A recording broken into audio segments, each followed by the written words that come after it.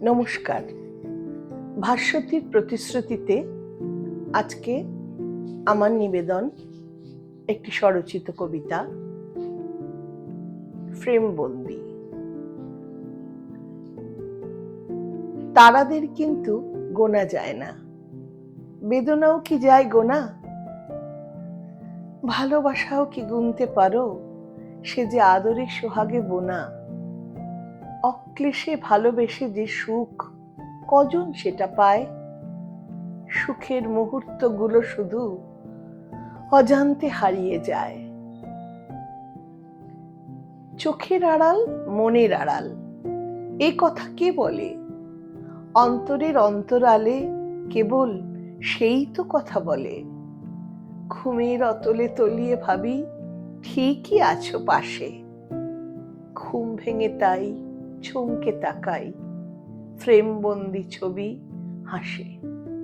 কতদিন আমি দেখিনি তোমায়, এ অঘটনও সইতে হলো।